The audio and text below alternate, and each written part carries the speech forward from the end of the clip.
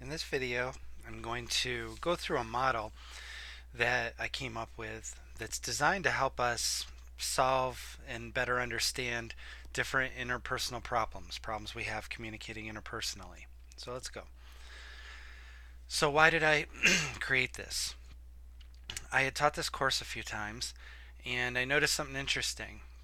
Near middle of the end of the semester, every now and then, not a lot, but occasionally students would come to me and talk to me about different problems they were having, like with roommates or others, and I totally I'm happy to help with that kind of thing. I love to do anything I can help out in that respect.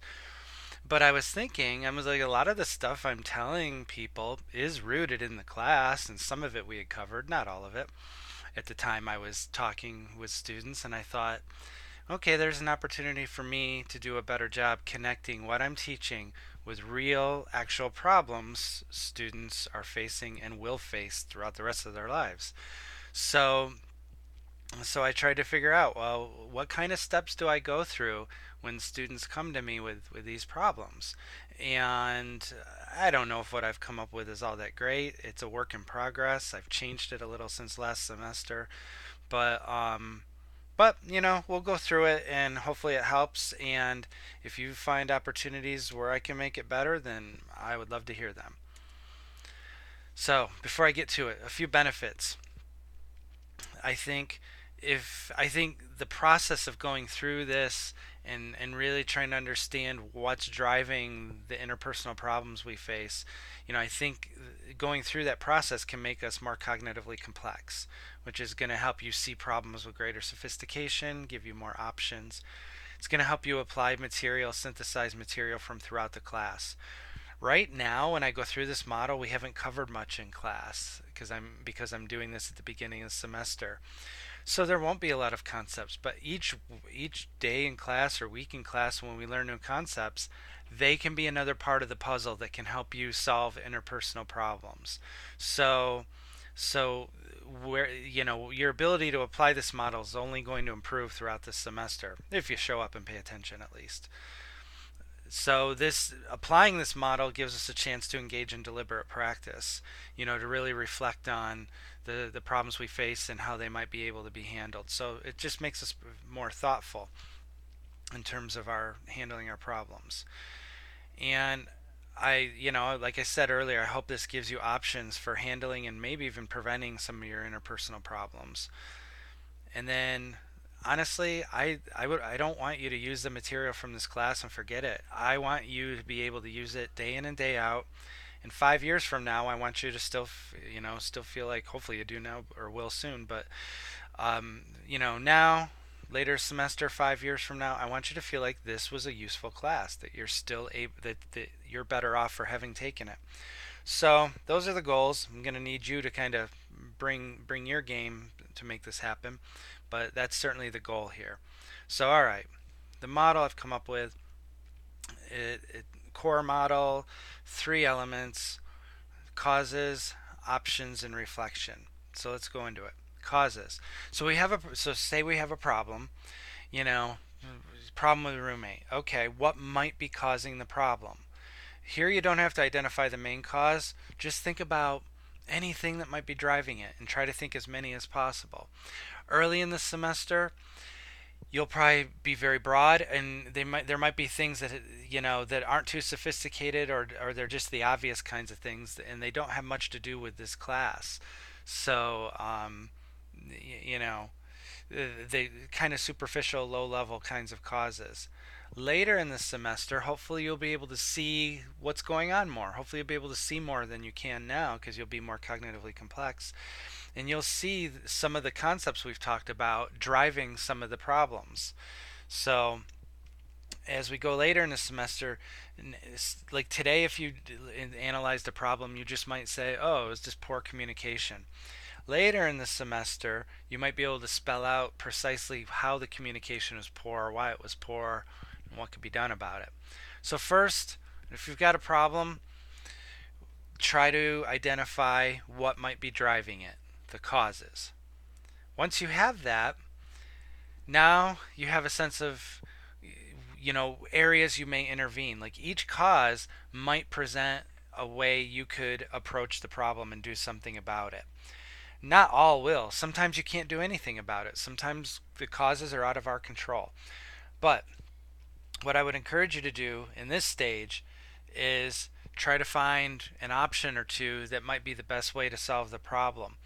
And in the process, I would encourage you to try to link whatever you're coming up with to the causes. So, or use the causes to try to develop your options. So, you know, maybe someone, was, crabby with you or angry with you because they're frustrated about something. Okay, so if that's a cause, what can we do about that? We can better understand what they're frustrated about, and then we can go from there. Maybe it's us, maybe it's not us. Often it's not us. We just caught them at a bad time, you know? So there's an example of how we could link a solution to a cause. The cause being they're frustrated about a lot of things, they're stressed about school, whatever.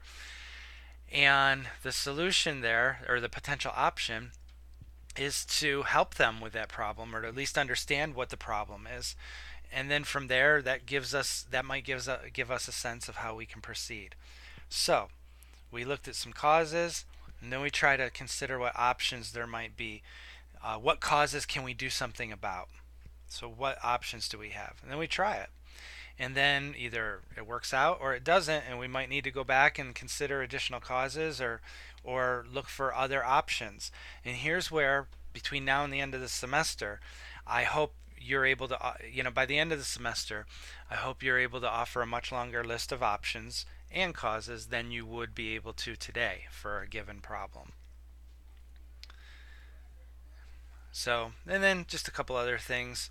There isn't always one easy answer, and even though I teach this stuff, it doesn't mean that I'll come up with the best answer. I might come up with what would work best for me with my personality for how to handle things, but something different might be best for you. So there might be a lot of possibilities. It might involve some trial and error. I take my best shot sometimes and I get it wrong, so I have to go back to the drawing board too. So we all do. No one gets out of that. And then I would just say the more this is kind of deliberate practice, this process, and the more you do it thoughtfully, the better I think you'll get at it. So, causes and options, then reflection.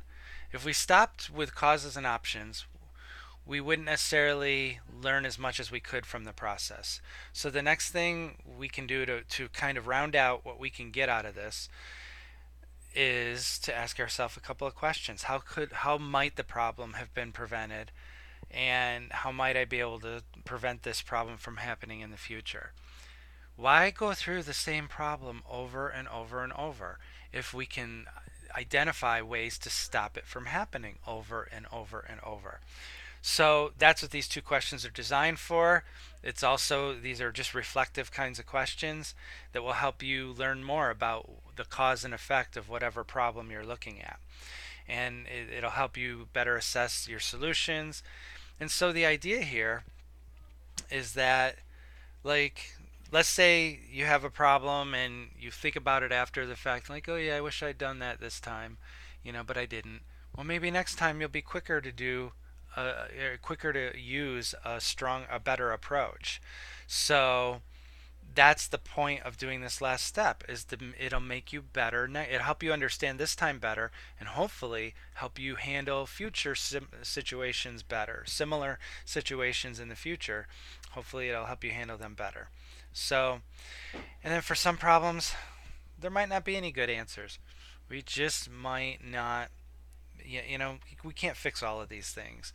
It takes a willing person on the other end, and sometimes people don't want to participate in making things better. So you're not necessarily a failure if you can't get every single situation to work out. We just do the best we can. That's all we can do. Now, the review, just to reiterate, notice how this process involves a lot of deliberate practice. And I would say if you get in the habit of doing this, I think you'll be better at navigating the kinds of problems you face. And this 3-step model is something we are going to apply, a few times in the semester. The case study that you're going to do near the end of the semester is going to use this model. And when we get closer to that point in time, I will give additional videos that kind of show you how to walk through that process.